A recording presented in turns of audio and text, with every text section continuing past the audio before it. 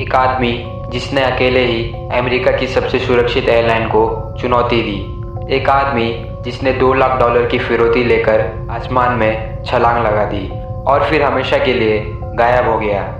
ये है इतिहास का सबसे अनसुलझा केस। एक ऐसा मिस्ट्री जो आज तक FBI भी नहीं सुलझा पाई, और एक ऐसा नाम जो आज भी दुनिया को चकित करता है।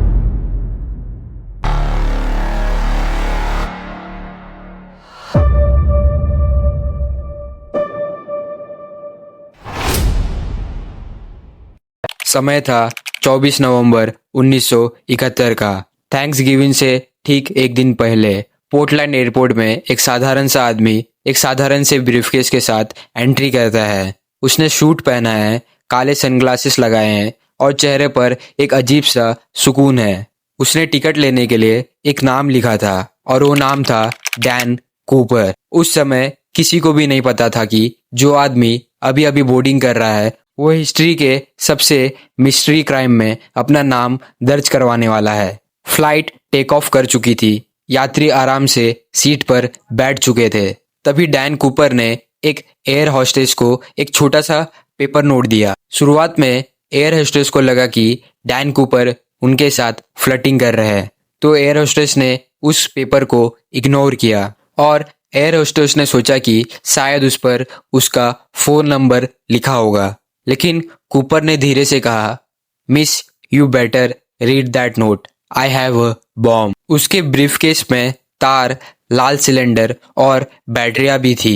कम से कम दिखने में तो वो बॉम्ब ही लग रहा था। कूपर ने एयर होस्टेस से साफ कहा कि मुझे $2 लाख कैश चाहिए, मुझे 4 पैराशूट चाहिए और जब तक मेरी मांग पूरी ना हो कोई भी यात्री इस एयरप्लेन से बाहर नहीं जाएगा। वो किसी यात्री को नुकसान भी नहीं पहुंचा रहा था। वो स्मोकिंग कर रहा था, विस्की पी रहा था और ऑल अमेरिकन मैगजीन पढ़ रहा था। इतिहास आज भी पूछता है, आखिर वह इतना शांत कैसे था? क्या वह हाईजैकिंग का प्रोफेशनल था या फिर सेना का कोई रिटायर्ड आदमी था? सेटल एयरपोर्ट पर FBI ने रैंसम और पैराशूट्स तैयार रखे थे। कूपर ने यह भी शर्त रखा था कि प्लेन में फ्यूल भरो और प्लेन को मैक्सिको सिटी के लिए तैयार करो।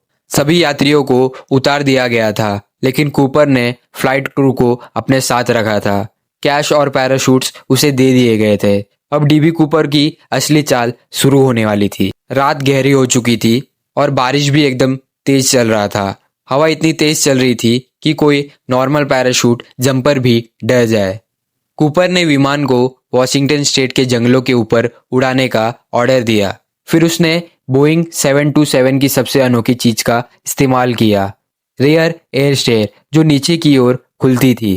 रात 8 बजे के बाद DB कूपर एयरप्लेन के पीछे गया और उसने अपने बॉडी पर पैराशूट बांधा और उसके बाद उसने एक छलांग लगा दी जो दुनिया के इतिहास की सबसे चर्चित छलांग बन गई। तूफानी हवाओं ने उसे कहाँ फेंका, किस दिशा में ले गई, कोई नहीं जानता। कूपर के कूदने के बाद FBI ने तुरंत अब तक का सबसे बड़ा सर्च ऑपरेशन शुरू किया, लेकिन ना पैराशूट मिला, ना कपड़े मिले और ना ही कूपर का बॉडी मिला और ना ही DB कूपर मिला। जंगल इतने गहरे थे कि सर्च टीम महीनों तक भटकती रही, लेकिन कूपर जैसे हवा में गायब हो गया हो। अब समय आता है 1980 का, कूदने के 9 साल बाद का समय। एक 8 साल के बच्चे को नदी किनारे मिट्टी खुदाई करते हुए कुछ मिला था और उस बैग में $5,800 के नोट थे। और हैरानी की बात यह है कि वे वही नोट थे जो FBI ने कूपर को दिए थे। लेकिन बाकी का पैसा कहाँ गया? क्यों सिर्फ ये नोट मिले? क्या कूपर मर गया था या उसने अपनी पहचान छुपाकर नई जिंदगी शुरू कर दी थी? FBI के पास बहुत सारे थेरीज थे। कोई कहता है कूपर CIA का एजेंट था, तो कोई कहता है वो वियतनाम वॉर का पैराशूट विशेषज्ञ था। कुछ कहते हैं वो कनाडा से भागा हुआ सैनिक था, तो कुछ उसे जीनियस क्रिमिनल मानते हैं। लेकिन FBI किसी एक व्यक्ति पर पक्का सबूत नहीं जुटा पाई। 45 साल जांच चली और 2016 में आधिकारिक रूप से केस बंद कर दिया गया। कूपर की असली पहचान आज भी एक मिस्ट्री बनकर रह गई है। क्या कूपर कूदकर मर गया या वो प्रोफेशनल था और बचकर निकल गया? इसमें 3 बड़ी थेरीज सामने आती है। पहला थेरी ये है कि कूपर ने उस रात एयरप्लेन से जंप किया और कूदकर मर गया।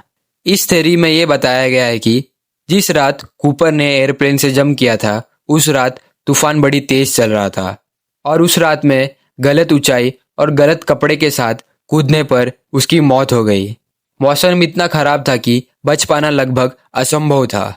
दूसरी थ्योरी में ये कहा जाता है कि कूपर ने एक नई जिंदगी शुरू कर ली। बहुतों का मानना है कि कूपर जिंदा बचा और किसी नए नाम से दुनिया में कहीं शांत जिंदगी बिता रहा है।